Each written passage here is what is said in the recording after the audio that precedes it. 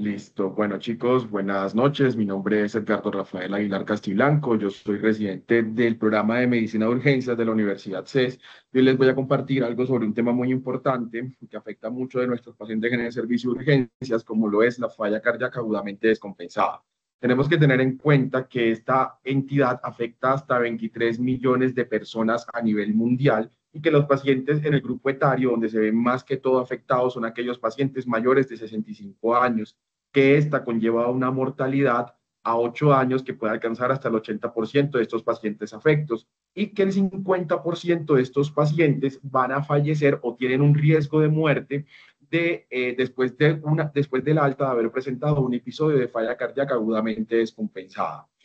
Hablando de la epidemiología en Colombia, hay que tener en cuenta que en el 2005 se hizo un registro que se llama el registro Recolfaca y que aquí se incluyeron aproximadamente casi 2.500 pacientes, donde principalmente lo que se logra evidenciar es que en nuestra epidemiología los hombres son los pacientes más afectados, con un 57% de los pacientes que se vieron en este grupo de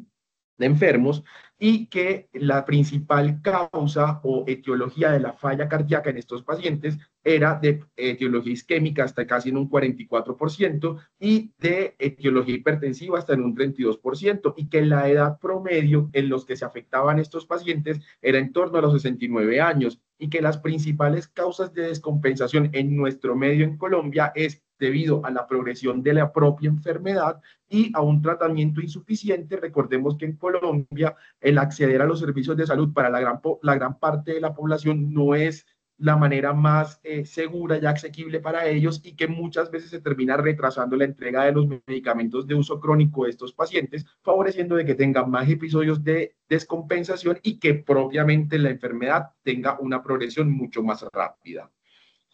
¿Y cómo impacta la falla cardíaca agudamente descompensada en nuestros pacientes y en el servicio de urgencias? Y es que tenemos que tener en cuenta de que esta es la primera causa de hospitalización en pacientes mayores de 65 años a nivel mundial, que se va a asociar con altas tasas de mortalidad y altas tasas de rehospitalización, como le hemos mencionado anteriormente, y que por cada episodio de descompensación a nivel hospitalario pueden alcanzar tasas de mortalidad de hasta el 10%, y que posteriormente, al ser dados de alta, muchos de esos pacientes pueden tener una mortalidad en el primer año que oscila entre el 25 y el 30%, y como lo dijimos al inicio de la charla, puede alcanzar unas cifras de hasta el 50%. Y estos pacientes, por cada reingreso que tengan, pueden alcanzar una tasa de mortalidad de hasta el 45%.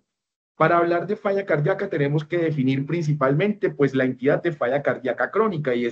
tenemos que saber que es aquella entidad que se va a dar por una combinación de signos asociados a síntomas y que van a ser causados por anormalidades ya sean estructurales o funcionales del corazón, y que se acompañe de una elevación de péptidos natriuréticos o de una evidencia de congestión pulmonar o de congestión sistémica. Si tenemos la definición con alguno de estas noxas, vamos a tener de que nos encontramos ante un paciente con falla cardíaca ya establecida. Y la falla cardíaca agudamente descompensada va a ser esa aparición abrupta o gradual de los signos y síntomas de insuficiencia cardíaca, que van a ser lo suficientemente graves para hacer que nuestros pacientes necesiten una atención médica urgente, y que va a llevar a un ingreso hospitalario no planificado por parte del paciente y a una atención en el servicio de urgencias. Hablando de los tipos de falla cardíaca, vamos a tener de que vamos a evidenciar tres fenotipos principalmente, o tres subtipos de estas, que va a ser esa FEBI, esos pacientes con una falla cardíaca con una FEBI reducida, que va a ser por debajo del 40% y que se van a asociar a signos y síntomas de esta entidad, junto con una ligeramente reducida que va a ser del 41 al 49%, y también vamos a tener la FEBI preservada mayor del 50%, y que este diagnóstico va a ser con ecocardiograma. Vamos a tener dos escalas que nos van a permitir evidenciar la progresión de la enfermedad de nuestros pacientes. Uno que va a ser la NIJA, que lo que nos va a hacer es medir si hay cambios en la disnea que nuestro paciente presenta, y la AJA, que nos va a medir principalmente el daño estructural, los síntomas, y en el último escalón va a verse si este es resistente a farmacoterapia o no. Se pueden utilizar conjuntamente, utilizar una no excluye a la otra, porque una nos va a medir principalmente es el deterioro clínico agudo de nuestro paciente y el otro el deterioro estructural de estos pacientes asociado a los síntomas. Dentro de la fisiopatología vamos a tener que esto es una parte muy importante porque nos va a ayudar a esclarecer demasiado, si entendemos esto, nos va a ayudar a esclarecer demasiado lo que es la sintomatología de nuestro paciente y cómo el tratamiento afecta positivamente a ellos, especialmente en la falla cardíaca aguda, donde recordemos que el pilar de tratamiento son los diuréticos. Entonces, aquí lo que vamos a ver es que va a haber una elevación de la precarga y que vamos a recordar que esta se va a referir al grado del estiramiento del ventrículo al final de la diástole, que esto va a ser justo antes de que se dé la contracción de la sístole. Este estiramiento va a darse con una relación con la longitud máxima que pueda alcanzar el sarcómero y que esto no se puede medir directamente en la práctica clínica, sino que se van a hacer con medidas indirectas como medir la presión auricular, el volumen diastólico final del ventrículo y las presiones de llenado capilar. Es decir, que vamos a medir principalmente las presiones auriculares y ventriculares al final de la diástole para poder evaluar la precarga. Y esto es fundamental entenderlo porque es lo que vamos a hacer o es lo que se va a ver elevado durante los pacientes con falla cardíaca. Y se va a ver una disminución en la poscarga y un aumento en la señalización neurohormonal y principalmente recordar que la poscarga no es eso que se ha venido pensando a lo largo de los años, que normalmente se hablaba de que se refiere al grado de estiramiento ventricular al final de la diástole. No, esto es, la poscarga es las fuerzas que se van a oponer a la eyección del ventrículo durante la sístole. Y esto se va a ver relacionado con el estrés ventricular, que es una medida de las fuerzas del ventrículo que debe de superar estas presiones para poder expulsar la sangre de estas cavidades. Y esta se va a cuantificar mediante pruebas de estrés de la pared ventricular y vamos a ver que esta puede variar de tamaño en la cámara del grosor y de la pared y que pueden ser principalmente dados porque puede haber principalmente cambios iniciales fisiológicos que veremos más adelante en el cambio de, ya sea el tamaño de la masa ventricular intrínsecamente o extrínsecamente. Entonces, hablando de la fisiopatología, tenemos que tener en cuenta que principalmente esta falla cardíaca va a ser un cuadro clínico en el que no va a haber un buen envío de oxígeno a los tejidos y esto va a hacer de que se activen diferentes sistemas neurohormonales, llevando a que sea una vasoconstricción explácnica que va a generar mayor retención de sodio y mayor distribución de fluidos, haciendo de que se aumente la precarga y de que haya una disfunción miocárdica que esta puede ser causada por alteraciones ya sea en la contracción, es decir, sistólica o diastólica a nivel de la relajación. Y esto se puede deber principalmente a etiologías, como lo dijimos anteriormente, por cardiopatía isquémica, por cardiopatía hipertensiva, por valvulopatías que presenten los pacientes o por cardiomiopatías. Y que esto nos puede llevar a un remodelado cardíaco, que es el que con el paso del tiempo el corazón va a experimentar cambios estructurales en respuesta a las sobrecargas de presión y de volumen que sucede en el corazón y que estos cambios en un principio pueden ser fisiológicos como trastornos de adaptación, pero que la persistencia de estos aumentos de presión, tanto de presión como de volumen, van a hacer de que se vuelvan algo ya patológico. Y la activación neurohormonal hay que tenerla muy en cuenta porque muchas de las dianas de los fármacos van a ser estos y vamos a tener en cuenta de que principalmente lo que se va a afectar o lo que se va a activar es aquel eje renina, angiotensina, aldosterona que ya hemos visto a lo largo de la carrera y que conocemos bien, haciendo de que se dé una mayor retención hidrosalina, que también habrá una activación del tono simpático y que esto va a generar mayor retención hidrosalina también. Y por otra parte, habrá una activación del sistema arginina-vasopresina, haciendo de que el efecto de la vasopresina sea una mayor retención de sodio, una mayor retención de sal, pero esto provocando de que haya una mayor congestión sistémica y se aumente la precarga y se vea también afectada la poscarga. Esto generando un aumento en la presión venosa que va a ser dada por una incapacidad del corazón para poder bombear eficazmente la sangre que se encuentra a nivel de los ventrículos, haciendo de que se genere un aumento de la presión venosa y esto va a terminar impactando en un aumento de la congestión pulmonar y de otros órganos, causando así síntomas como los que principalmente nuestros pacientes van a referir, que son disnea y edema. y esto va a tener un impacto directo sobre la perfusión de nuestros pacientes, ya que este gasto cardíaco, a medida de que vaya sucediendo más edema y que haya mayor afectación de las presiones y de los volúmenes, esto va a generar que haya una disminución del gasto cardíaco, haciendo de que asociado a ese edema haya una hipoperfusión de los tejidos que va a conllevar a mayor daño de los órganos diana y que va a contribuir a la progresión de la enfermedad y a que se den otro tipo de síndromes asociados a la insuficiencia cardíaca, como el síndrome cardiorrenal, por ejemplo. Y por último, vamos a tener en cuenta que todos estos cambios lo que van a hacer es conllevar a que haya un aumento de la apoptosis y del estrés celular de los cardiomiocitos, haciendo de que estos procesos contribuyan a mayor progresión de la enfermedad de la insuficiencia cardíaca y que nuestro paciente tenga más episodios de reagudización, sea menos efectivo el control de ellos y tenga mayor riesgo de morbimortalidad. Entonces, dentro de los factores desencadenantes que vamos a tener en nuestros pacientes que sufren de una insuficiencia cardíaca y que los van a hacer consultar en el servicio de urgencias, vamos a tener de que esto se resumen en un acrónimo que es el CHAMPI, y que esto va a hacer referencia al síndrome coronario agudo, que va a ser una de las principales causas, la hipertensión arterial mal controlada, las arritmias. Recordemos que la principal arritmia a nivel mundial y que más se genera con una descompensación de la falla cardíaca es la fibrilación auricular, y que es la más prevalente a nivel mundial. Que hayan afectaciones mecánicas como valvulopatías, o que si es un síndrome coronario agudo y cursa con una ruptura de músculo papilar, por ejemplo, o una ruptura de septum, esto va a hacer de que también nuestro paciente tenga una descompensación de su falla cardíaca o que pueda presentar una falla cardíaca de nuevo secundaria a estas alteraciones. Los pacientes con tromboembolismo pulmonar también se pueden descompensar o pueden generar una falla cardíaca derecha aislada, que hablaremos más adelante, los pacientes con infecciones y los pacientes con taponamiento cardíaco. Sin embargo, hay que tener en cuenta de que hay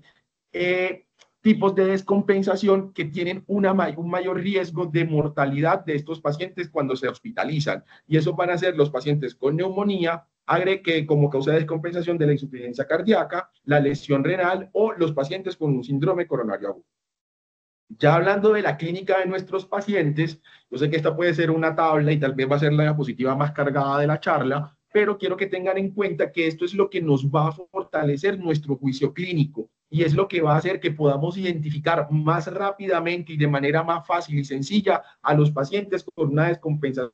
falla cardíaca. Y vamos a tener que la endopnea, que es ese síntoma que el paciente nos va a referir como una falta de aire cuando se inclina hacia adelante a amarrarse los zapatos o a ponerse los zapatos, tiene una unidad, pero una especificidad demasiado alta, hasta el 93%, y tiene una asociación de verosimilitud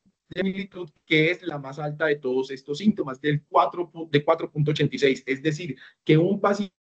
endopnea tendrá 4.8 veces más probabilidad de encontrarse con una falla cardíaca agudamente descompensada que aquel que no lo presenta. Otros síntomas como la disnea paroxística nocturna también tiene una alta y tiene hasta 2.6 veces más probabilidad de encontrarse ante una falla cardíaca agudamente descompensada. Y después vamos a tener otros síntomas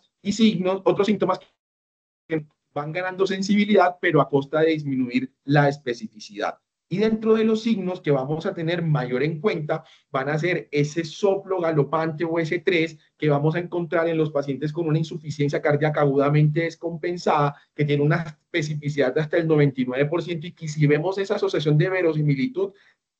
es muy elevada, es de 11, es decir, que estos pacientes van a tener 11 veces más probabilidades de estar ante un evento de una descompensación de falla cardíaca que pacientes que no presentan el soplo de galope. Igual que el reflujo hepatoyugular, que tiene una especificidad muy alta, y la ingurgitación yugular, siendo estos tres los principales signos al examen físico que nos van a orientar que nuestros pacientes se encuentran ante una falla cardíaca agudamente descompensada. Sin embargo, ¿qué es lo que quiero que se lleven de esta diapositiva y el mensaje claro? No solamente tener síntomas o signos aislados nos van a hacer el diagnóstico, o nos va a aumentar la probabilidad pretest. Lo que nos va a llevar a poder decir que nuestro paciente está en una falla cardíaca agudamente descompensada es la suma de todos estos síntomas y signos, que nos va a elevar más la probabilidad de pensar que nuestro paciente se encuentra afectado por esta entidad. Por eso les quise dejar esta tabla donde vamos a tener síntomas que van a ser típicos o menos típicos y signos más específicos y menos específicos que nos van a ayudar a elevar la probabilidad pretest. Más que tener signos o síntomas aislados, es la sumatoria de todos estos y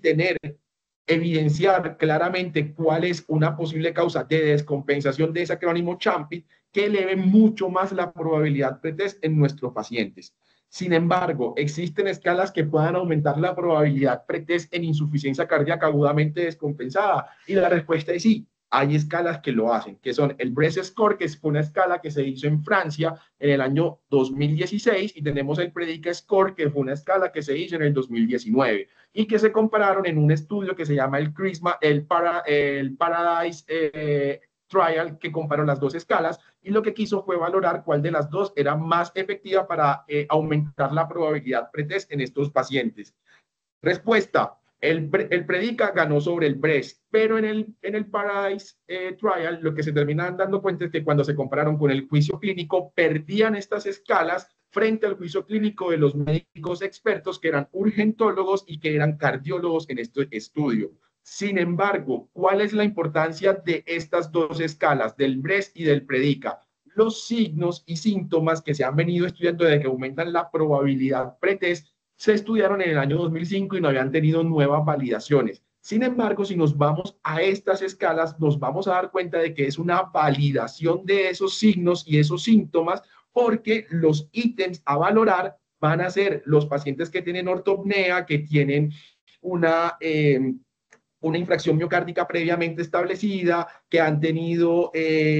pacientes que cursan con fibrilación auricular, que tienen disnea paroxística nocturna, que tienen ingurgitación yugular, y pacientes que son mayores de 65 años, que son los grupos etarios a los que más se ven afectados. Entonces, lo importante de aquí es saber muy bien cuáles son, identificar las causas que tienen descompensado a nuestro paciente con un diagnóstico ya establecido de falla cardíaca agudamente descompensada. Y si no tiene un diagnóstico previamente establecido, evidenciar si tiene alguna patología que nos esté llevando a una falla cardíaca de nuevo. Y evidenciar con una sumatoria de signos y síntomas para hacer mucho más fuerte nuestro juicio clínico y poder aumentar la probabilidad pretest de nuestros pacientes.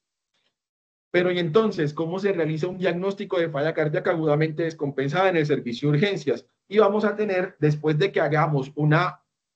una alta probabilidad pretest de que nos estemos enfrentando a un paciente con una falla cardíaca agudamente descompensada, vamos a tener unas ayudas diagnósticas para confirmarlo. El electrocardiograma, recordar de que no es diagnóstico para la insuficiencia cardíaca agudamente descompensada, sino que nos va a orientar a unas etiologías como la enfermedad coronaria o arritmias que puedan ser la causa de descompensación de nuestros pacientes. La radiografía de tórax, que la vamos a hablar posteriormente, junto con los hallazgos que vamos a tener en ella, los péptidos natriuréticos, que hay que tomar esto con muchas pinzas y aristas, que los vamos a ver en un momento también, las troponinas, que esto se va a realizar en el caso en el que el electrocardiograma principalmente nos muestre posiblemente un infarto agudo del miocardio sin elevación del ST y que pueda ser la causa de descompensación, y el ecocardiograma, que ya hablaremos también de él en un momento. Entonces, en cuanto a la radiografía de tórax, les quise traer principalmente estos hallazgos de este estudio de JAMA del 2005, donde estos van a variar desde una redistribución vascular pulmonar leve hasta una cardiomegalia que puede ser marcada, bastante acentuada, con presencia de edema alveolar periliar que puede ser bilateral, o esa aparición típica del edema en alas de mariposa. También tener muy en cuenta que en los pacientes con edema pulmonar cardiogénico unilateral no es lo más frecuente que puedan haber, y que los pacientes que cursen con edema, con derrame pleural asociado a una falla cardíaca agudamente descompensada, no se llevará a un estudio del líquido, a menos de que cumpla con criterios, con otro tipo de criterios, pero eso es otro tema de lo que se hablará. Hablando de los péptidos natriuréticos en el servicio de urgencias, este es un debate que se hace muy importante y que les quiero dejar mensajes muy claros de ellos. Los péptidos natriuréticos, principalmente el BNP, que se produce a nivel de los miocitos, de los cardiomiocitos especializados del ventrículo izquierdo, y el ANP, que se produce en los cardiomiocitos especializados de la aurícula izquierda. Recordar que el BNP se llama así porque fue encontrado en cerebros de cerdos. Principalmente estos péptidos lo que van a tener es una acción natriurética, es decir, se van a incrementar como un resultado de ese aumento de las presiones principalmente de volumen y esa sobrecarga que está expuesta en los pacientes para tratar de aumentar la natriuresis y eliminar esa sobrecarga hídrica que existe. Sin embargo, estos péptidos a lo largo de lo que se han venido estudiando se han tenido principalmente dos tipos de cortes. El BNP propiamente, que va a ser que tiene un corte de menos de 100, que va a ser de 100 picogramos por mililitro, y la terminación del péptido del BNP, que es LNT pro BNP, que tendrá un corte de 300 picogramos por mililitro. Sin embargo, principalmente esto lo que se ha logrado evidenciar es que nos sirve para hacer rule out o descartar a los pacientes que están cursando con una insuficiencia cardíaca agudamente descompensada. Sin embargo, hay muchas otras etiologías que pueden aumentar los péptidos, desde tromboembolismos pulmonares hasta otro tipo de etiologías. Por lo tanto, se realizó un estudio que se llama el ICON Reload en el año 2018, donde lo que se quiso hacer fue evidenciar si estos puntos si se hacían unos nuevos puntos de corte por edad y si esto aumentaba los valores predictivos negativos del péptido y aumentaba su sensibilidad o especificidad. En aquellos pacientes menores de 50 años, si tienes un péptido por debajo de 300, estos pacientes pueden ser dados de rule out de manera inmediata, al igual que los pacientes de 50 a 75 y menores y mayores de 75 años. Sin embargo, para el rule-in cambian esos tipos de corte. Si es mayor de 450, en los pacientes menores de 50 años hablamos de que sí se puede encontrar ante una falla cardíaca agudamente descompensada, en los pacientes de 50 a 75 años mayor de 900 y en los pacientes mayores de 75 años mayor de 1800. Sin embargo, lo más importante a tener en cuenta es que un valor de corte de NT pro BNP menor de 300 tiene un valor predictivo negativo del 98%, es decir, nos descarta a esos pacientes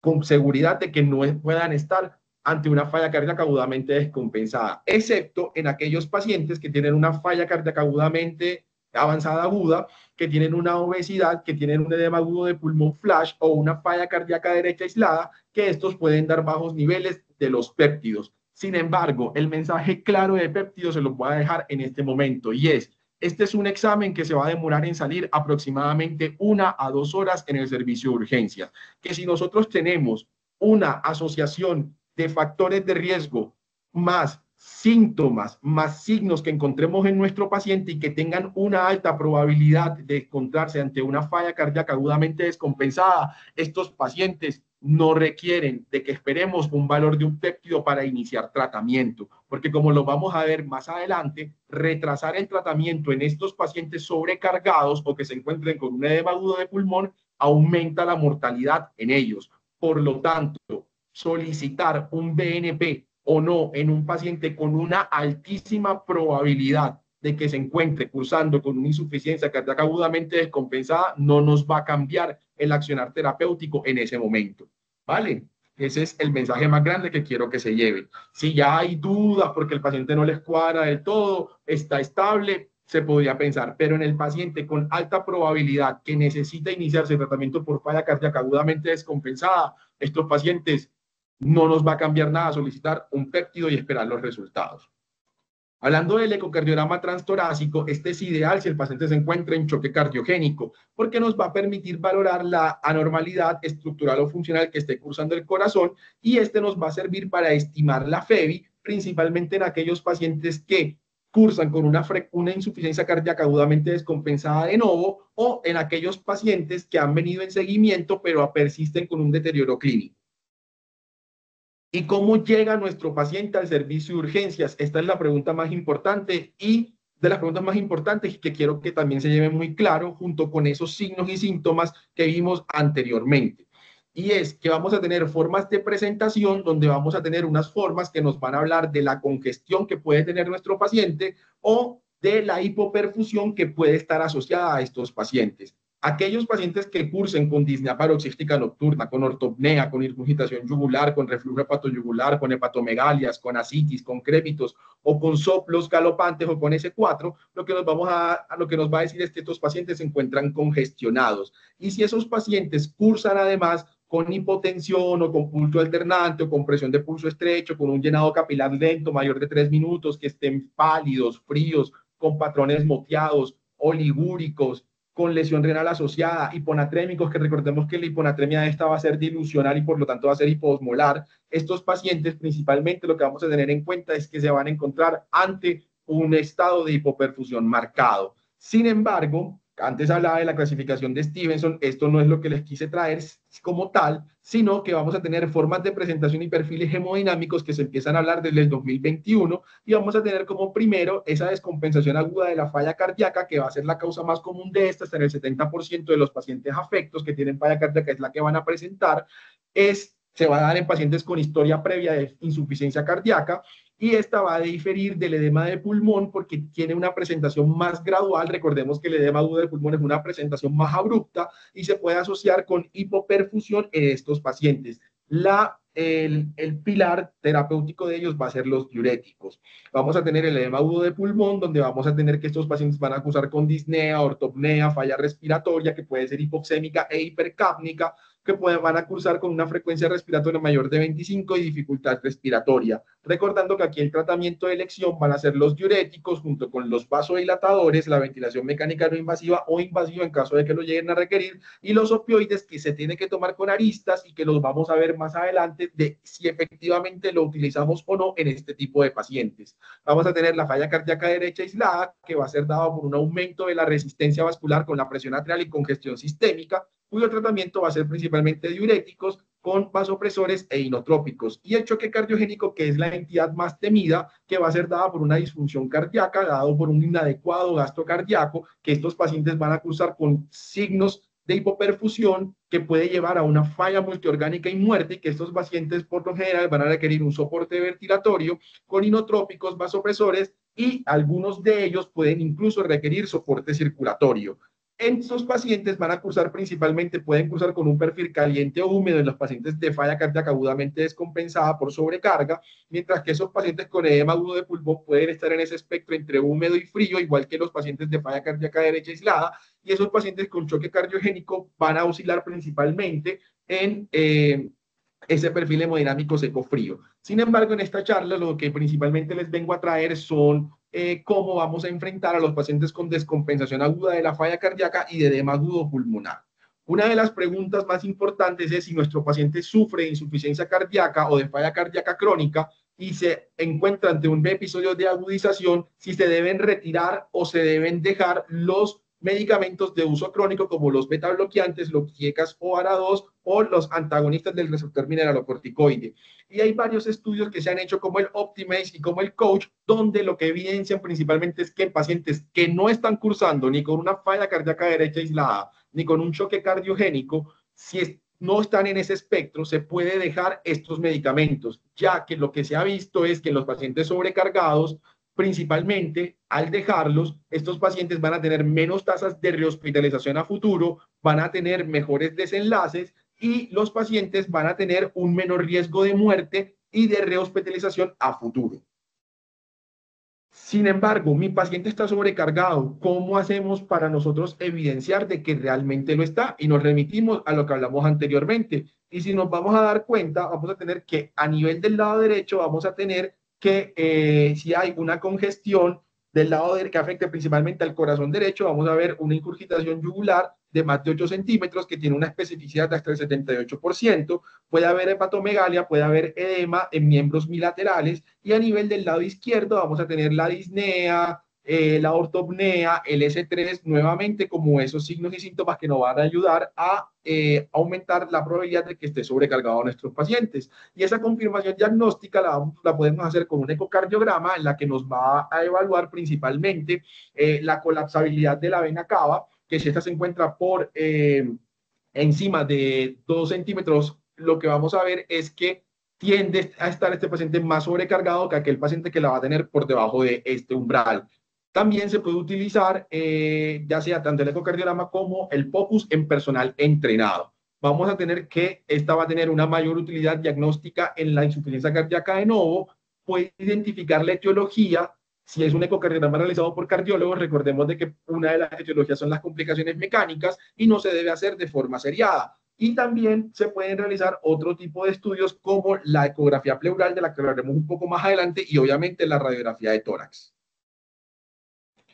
¿Cómo vamos a manejar la sobrecarga entonces una vez identificada en nuestro paciente? Y aquí iniciamos con la parte del tratamiento y nos vamos a dar cuenta de que el manejo de la congestión, la piedra angular, como lo he venido diciendo desde hace un tiempo, es el tratamiento con diuréticos y que se debe considerar el antagonista de los receptores mineralocorticoides. Sin embargo, vamos a utilizar diuréticos orales o vamos a utilizar diuréticos endovenosos. Y lo que tenemos que tener en cuenta es que la administración de diuréticos por vía oral, principalmente diuréticos de ASA, tiene una disponibilidad limitada y que va a ser muy variable. Y que esto se va a ver afectado porque si el paciente come o ya comió, la ingesta de alimentos va a retrasar la absorción de la furosemida, reduciendo así su concentración máxima como se ve en la diapositiva.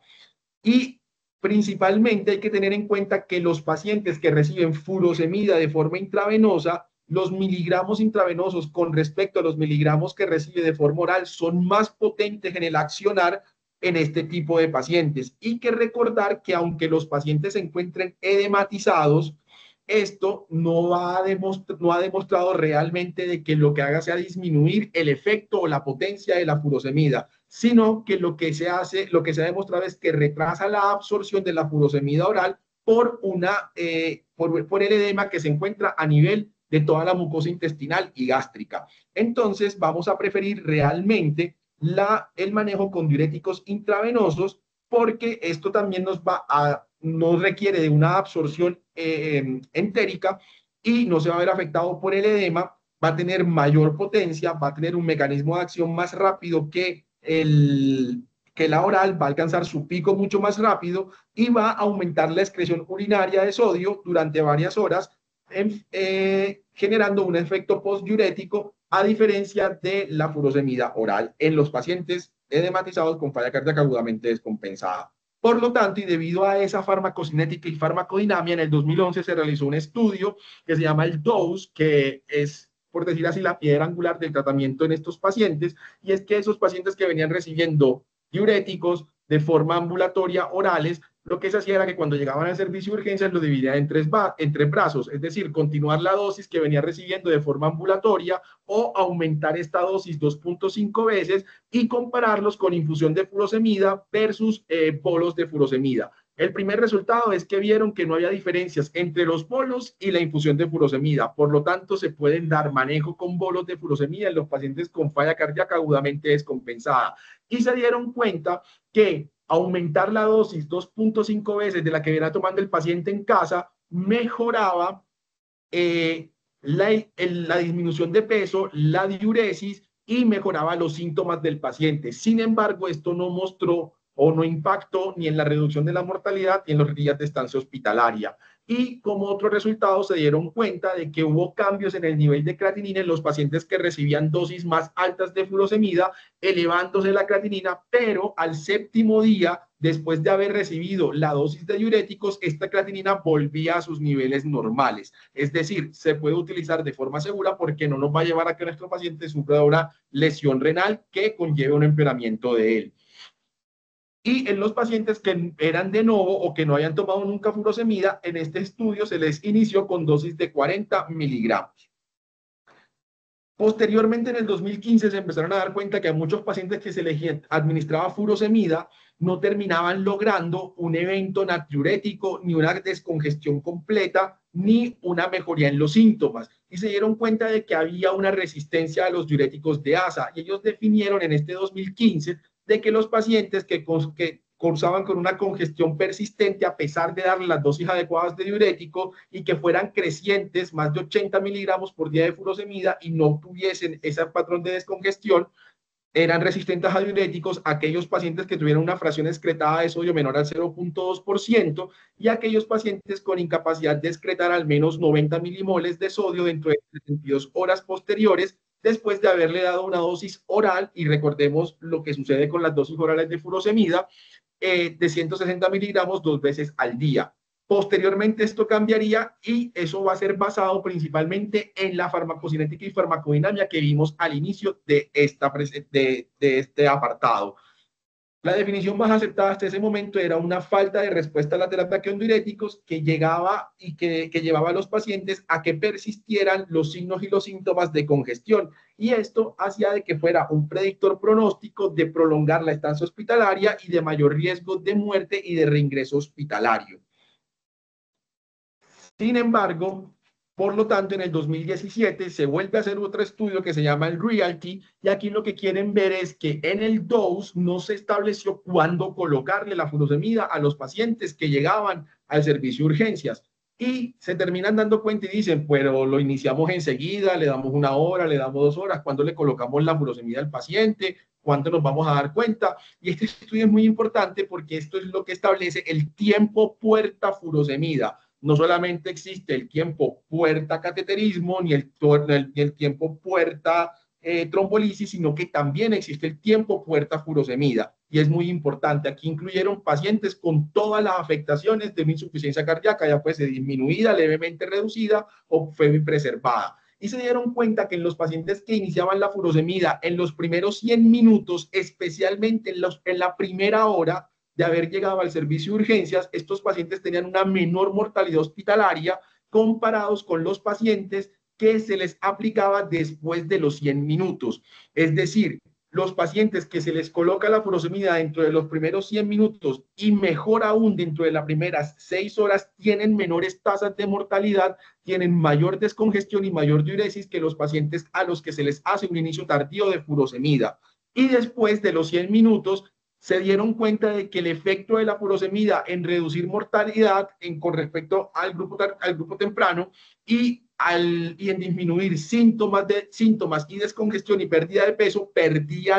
el valor en este tipo de pacientes. Por lo tanto, el tiempo puerta furosemida es 1 hora. Y eso es algo muy importante que quiero que se lleven de acá cuando ustedes vayan a trabajar, ya sea en un servicio de urgencias que les toque de rural o como médicos generales, tienen que tener en cuenta que el paciente que les llegue sobrecargado, la furosemida debe de iniciarse en la primera hora, ¿vale? Y entonces para ese momento la estrategia del tratamiento para la sobrecarga se daba con que se colocaba una dosis de furosemida guiada por la escala, por el ajuste del dose. Si venía recibiendo furosemida más de 2 veces, si venía sin recibir furosemida 40 miligramos de entrada, y se empezaba a valorar con criterios clínicos como una orina, como que los pacientes tuvieran diuresis de 100 a 150 mililitros por hora por 6 horas. Si los pacientes cumplían con este umbral, estos pacientes venían con una buena respuesta al manejo diurético, o que tuviesen un sodio urinario excretado mayor de 50, que eso salió de un estudio que se llama el ROSE, que trataron de evidenciar, el ROSE Trial trató de evidenciar la respuesta a diuréticos por clínica, y un subgrupo había recibido o se le había medido el sodio en orina y se dieron cuenta de que los que excretaban más de 50 tenían, por decirlo así, una mejor descongestión de los síntomas. Si los pacientes no cumplían con ninguno de esos dos, se doblaba la dosis a las siguientes 6 horas. Se volvía a hacer el control por diuresis o por sodio urinario, y si no presentaba signos de descongestión, se doblaba aún más la dosis. Por eso en el DOSE alcanzaron metas de diuréticos de hasta 625 miligramos. Sin embargo, recordar que hay estudios actuales que han llevado dosis de furosemida de hasta 960 miligramos, que lo vamos a ver también más adelante. Sin embargo, se hace un estudio en el 2019 que se llama el DRAIN, porque se empezaron a ver que estos pacientes a los que se hacía un control con este ritmo de diuresis o de sodio urinario, muchos de estos pacientes no cumplían con esas metas, y empiezan a decir, venga, ¿será que la furosemida en bolo sí le está sirviendo a todo el mundo y hay un grupo de personas que no? Y hacen un estudio donde comparan la furosemida en bolo versus la furosemida en infusión continua en pacientes con insuficiencia cardíaca y con resistencia a diuréticos orales. Recordemos otra vez lo que les expliqué en la farmacocinética y farmacodinamia. Y estos pacientes, ¿cómo se definieron como insuficiencia cardíaca avanzada? Aquellos pacientes que tuviesen una FEBI menor del 35%, que cumplieran con un tratamiento óptimo, es decir, que estuvieran recibiendo beta bloqueantes, el ANRI, el antagonista de receptor mineralocorticoide, en fin, todos los medicamentos, y que estuviesen, es decir, los cuatro, y el ICGLT2, es decir, los cuatro fantásticos, y que y de que pacientes que cumplieran también que tuviesen dispositivos implantables como un cardiodesfibrilador o un cardioresincronizador, o pacientes que se encontraran recibiendo terapia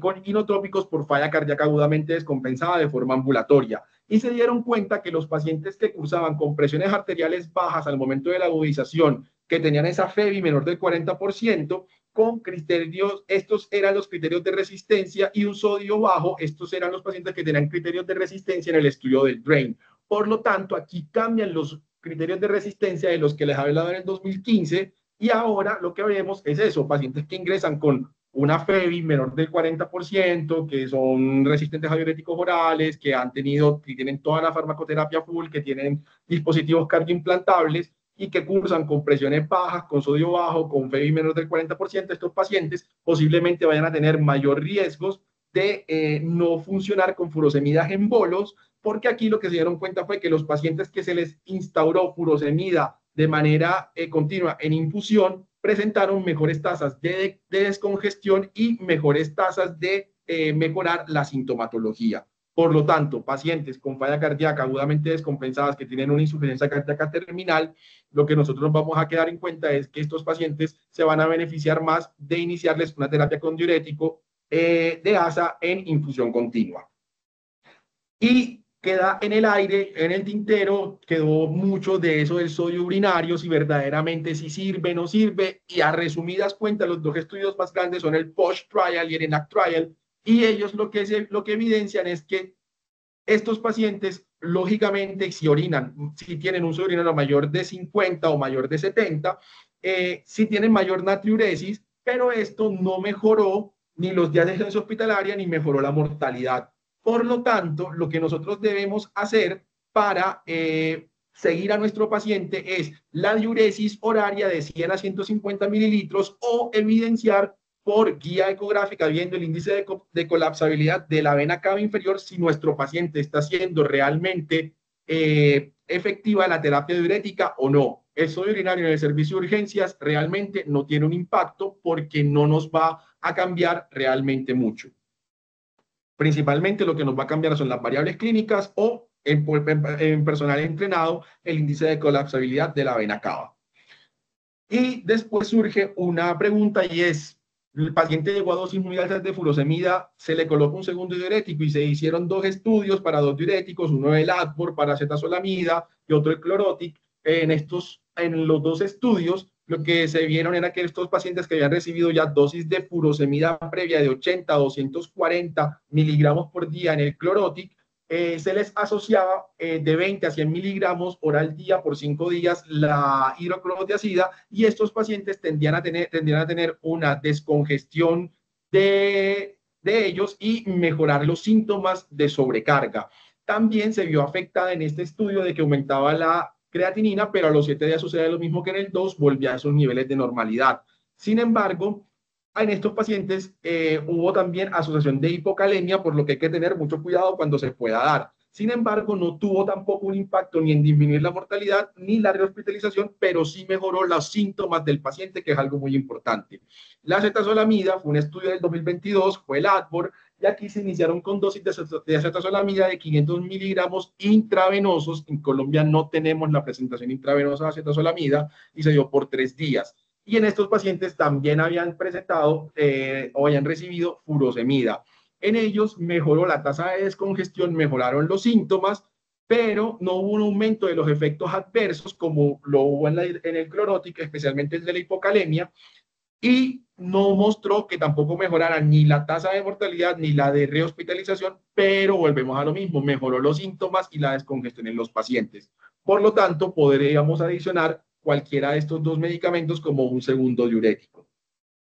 Y los pacientes, entonces lo otro que se estudió fue decir, ay, se hizo el coach, se hizo el optimize, y los pacientes que vienen recibiendo ICGLT2, ya sea en palifosina o palifosina, se les puede dejar o se les puede iniciar en el servicio de urgencias, ayudan a la descongestión, sirven para algo o los pacientes se van a morir más. Y luego de los estudios, tanto el EMPA Response como el DAPA Response, como el Dictate, como el EMPULSE, que es el que más impacto tienen, que son los que más impacto tienen, lo que terminan demostrando es que añadir dapaglifosina no presentó Dapaglifosina o empaglifosina no presentó empeoramiento en estos pacientes, no les hizo ningún mal y que en estos pacientes sí disminuyó las tasas de rehospitalización, sin embargo no impactó en la tasa de mortalidad y lograron estimular o hacer de que hubiese una mayor natriuresis en los pacientes que reciben ICGLT2 de entrada en el servicio de urgencias y se encuentran ante una falla cardíaca agudamente descompensada. Por lo tanto, es seguro iniciar ya sea empaglifosina o dapaglifosina en estos pacientes.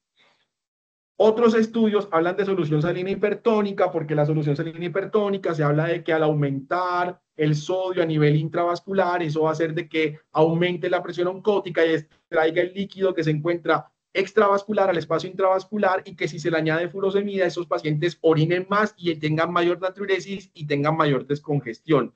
Varios estudios se han hecho, principalmente este que es del año 2020, donde se le colocó 150 mililitros de solución hipertónica con furosemida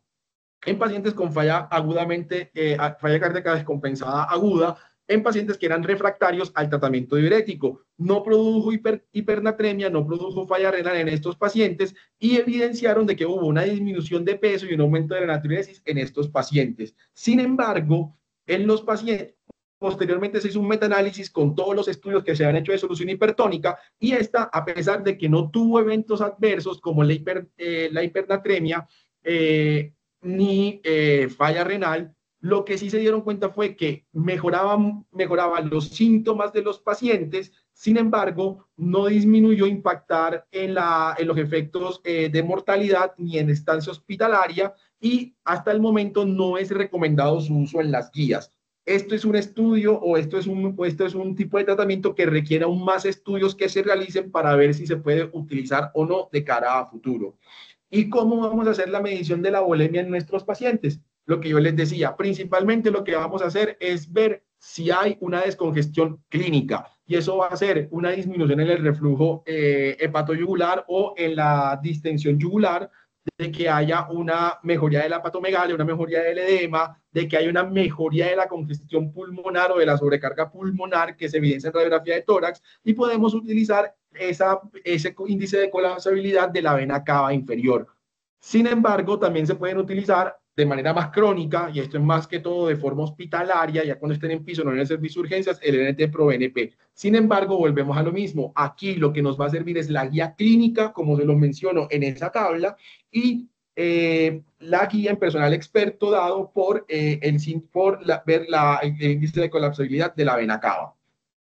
Otros estudios que se hicieron en este grupo de pacientes fueron ver si los inotrópicos en falla cardíaca agudamente descompensada en patrón de sobrecarga servían o no. Y se hizo el Optimite Trial en el año 2002 y se dieron cuenta de que los inotrópicos lo que hacían era aumentar el consumo de oxígeno miocárdico, aumentaban las arritmias, principalmente las arritmias supraventriculares, y estos pacientes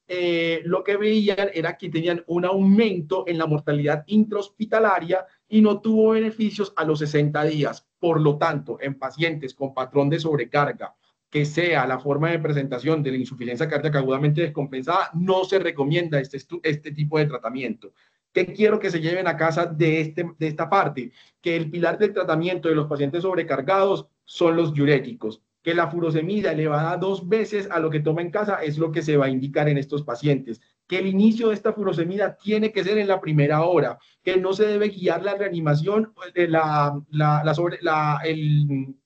efecto de los diuréticos con sodio urinario, que se debe guiar la reanimación por clínica y ecografía, especialmente por personal experto, que si hay resistencia a los diuréticos con furosemida, se debe dar en infusión por esos pacientes que les mencioné en el DRAIN, que se puede añadir un segundo diurético, el triple bloqueo tubular, eso es una pregunta que se hace, y si se coloca furosemida más hidroclorotiazida o acetazolamida,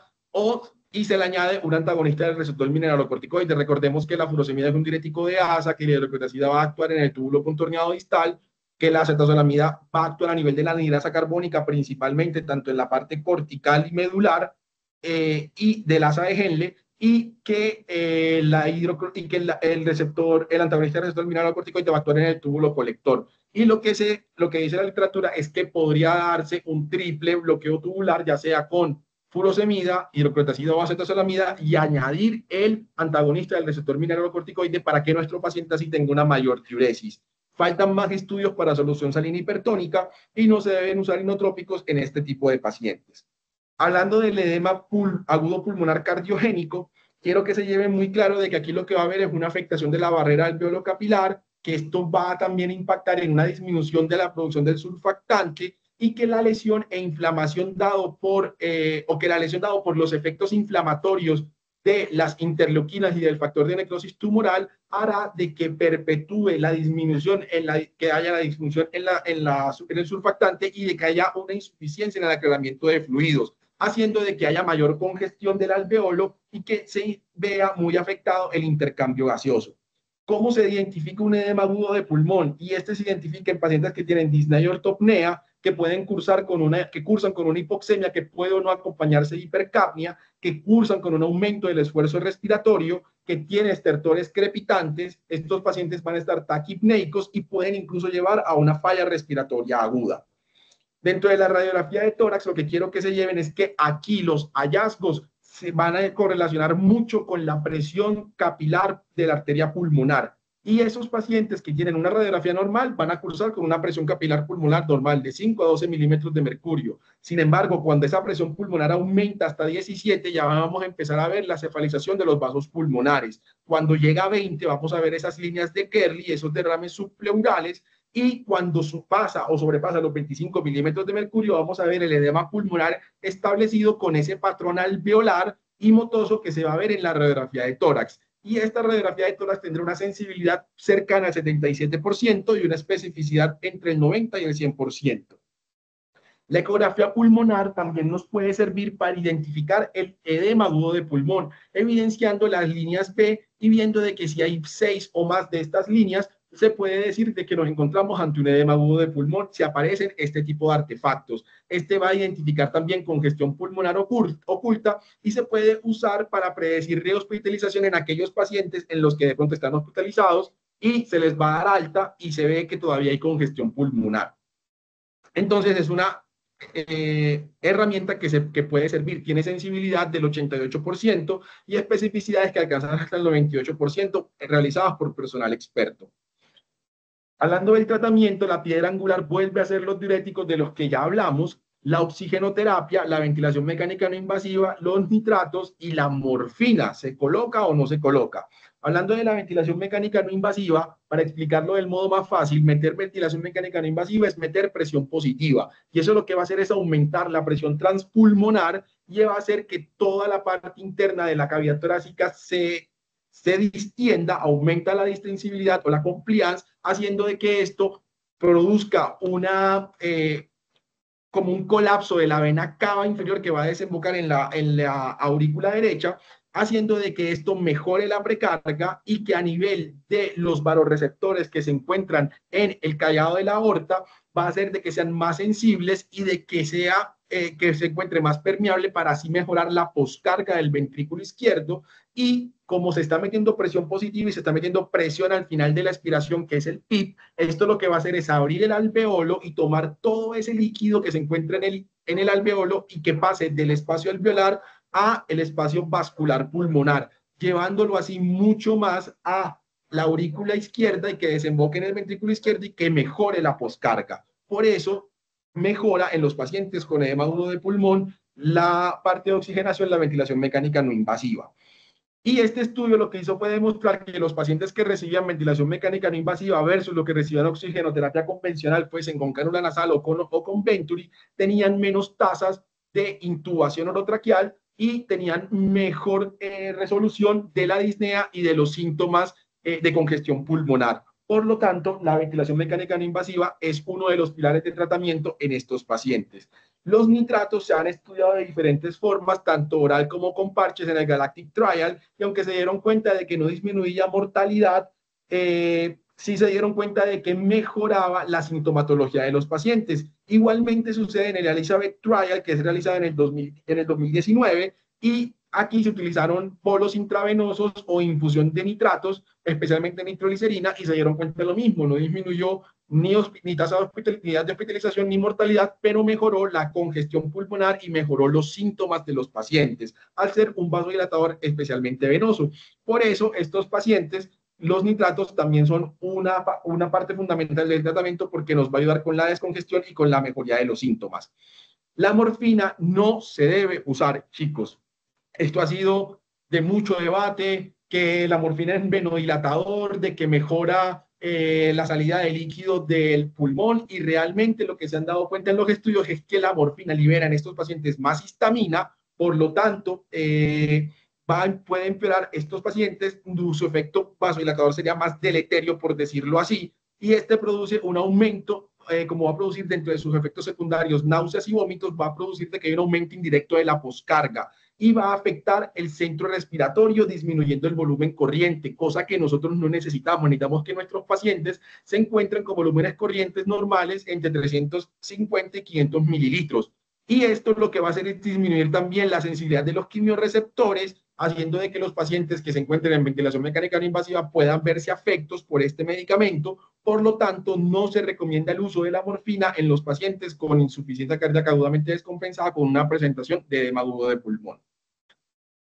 Hablando de la falla cardíaca derecha aislada, chicos, esto es otro tema, es aparte, esto es demasiado grande, no les quise traer tanto de eso, simplemente lo que les quiero dejar claro aquí es cómo identificar una falla cardíaca derecha aislada, y es hacer un hincapié en esa anamnesis, en esos pacientes que tienen disnea, saciedad precoz, distensión abdominal, dolor en hipocondrio derecho, de miembros inferiores, pacientes que cursan con fatiga o intolerancia al ejercicio. En aquellos pacientes que en el examen físico podemos encontrar una ingurgitación yugular marcada, que va a tener un soplo sistólico a nivel del foco tricúspide, que tiene un hígado palpable y pulsátil, que tiene un reflujo hepatoyugular positivo, que cursa con ascitis y que principalmente curse asociado a esto por antecedentes de enfermedad coronaria, especialmente del lado derecho, que tenga una enfermedad cardíaca ya establecida, o con izquierda o valvular, pacientes que cursen con enfermedad pulmonar obstructiva crónica. Recordemos que estos pacientes cursan con hipertensión pulmonar y esto puede llevar a una declive del ventrículo derecho, pacientes con antecedentes de TEP, recordemos que este también va a ser lo mismo, que las enfermedades del tejido conectivo y el VIH también pueden afectar al corazón derecho en este tipo de pacientes. Que principalmente aquí lo que quiero que se lleven es que la falla cardíaca derecha en el electrocardiograma se puede ver como una taquicardia sinusal, con un patrón QR en la derivada B1, o se puede ver con ese signo de Magnin-White, que va a ser el S1Q3T3, que quiero que se saquen de la cabeza que ese signo no es específico para TEP, apenas la especificidad de ese signo es del 20% para diagnosticar TEP, y por lo tanto lo que va a medir es eso, es una sobrecarga del ventrículo derecho. Si tenemos una sospecha de que hay una falla cardíaca derecha y tiene un S1.3, lo que está mostrando es que hay una sobrecarga de ese ventrículo izquierdo, que pueda o no estar asociado a TEP. Y pueden haber arritmias auriculares, y que esta va a ser principalmente dada por un aumento de la presión del ventrículo derecho y la aurícula derecha debido a la congestión sistémica, y que puede llevar a un llenado inefectivo del ventrículo izquierdo, haciendo de que disminuya el gasto cardíaco en estos pacientes y que puedan cursar hasta con una insuficiencia cardíaca bicameral.